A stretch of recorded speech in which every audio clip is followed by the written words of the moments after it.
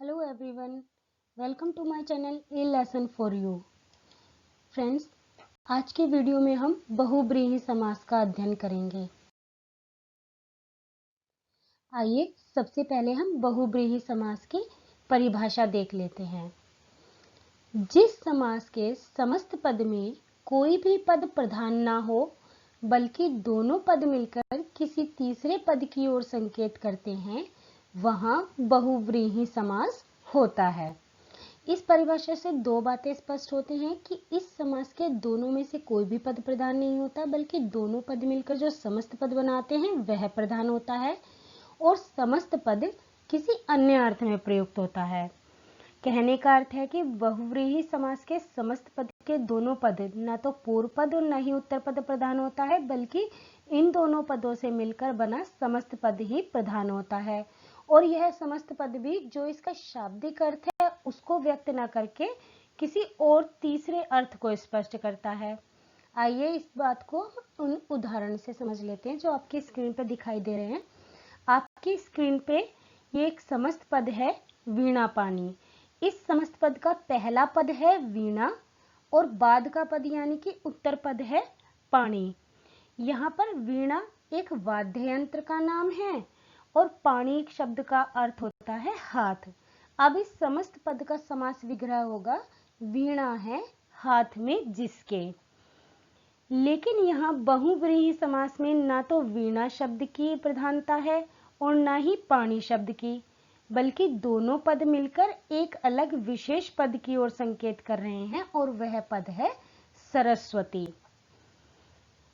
अर्थात बहुव्रीहि समास में समस्त पद को उसके विग्रह वाले अर्थ में ना लेकर किसी अन्य विशिष्ट अर्थ में लिया जाता है और यह विशिष्ट अर्थ उस समस्त पद के लिए रूढ़ हो जाता है। रूढ़ होने का अर्थ होता है प्रसिद्ध होना। इस उदाहरण में वीणा पानी समस्त पद देवी सरस्वती के लिए रूढ़ हो गया है। तो जब हम वीणा पानी शब्द का उच्चारण करते हैं तो इसका अर्थ होता है सरस्वती। आइए कुछ और उदाहरण देख लेते हैं इसी तरह से। उम्मीद है आप लोगों को इस उदाहरण से बहुव्रीहि समास का अर्थ समझ आ गया होगा। ये देखिए, ये कुछ और उदाहरण हैं।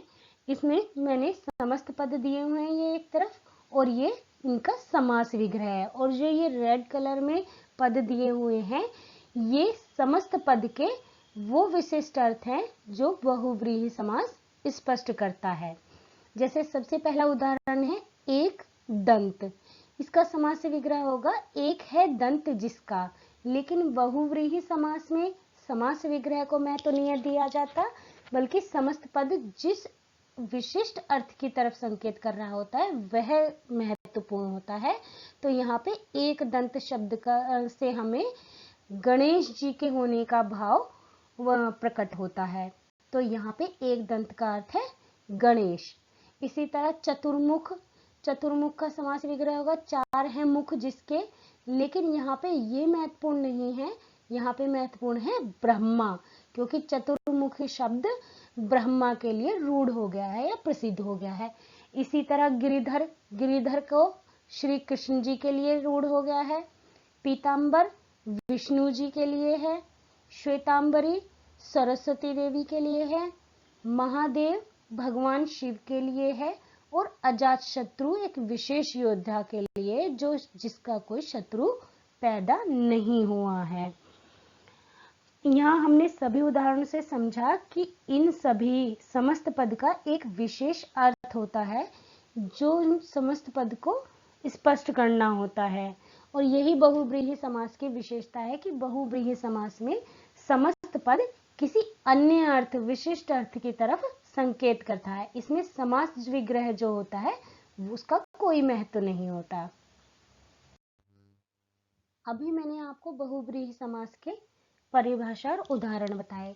इनके साथ बहुव्रीहि समास में एक बात और महत्वपूर्ण है जो नोट करने वाली है, वो यह है कि सह यानी कि साथ के अर्थ में स शब्द के साथ बनने वाले समास भी बहुव्रीहि समास होते हैं।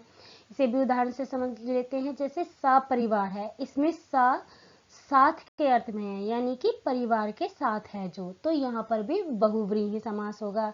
इसी तरह सार्थक, सा भी साथ के अर्थ में है, तो अर्थ के साथ है जो, ये इसका समास विग्रह होगा, तो यहाँ पर भी बहुव्रीहि समास हैं। इसी तरह कुछ और उदाहरण हम ऐसे ही ले सकते हैं, जिनमें जैसे सफल, सविनय या सकुशल, ये भी बहुव्रीहि समास ही होते हैं।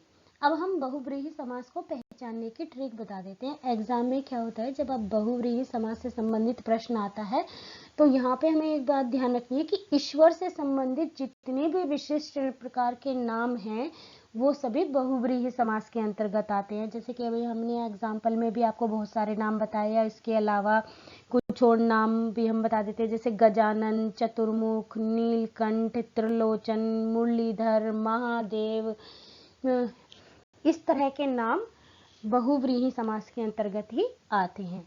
इसके अलावा समास विग्रह करने पर, जब हम किसी समस्त पद का समास विग्रह करते हैं तो उसमें जिसने वह, जिसे वह, जिससे वह, जो वह, है जो, इस तरह के शब्द अगर आ जाते हैं तो वहां पर भी बहुव्रीहि समास होता है।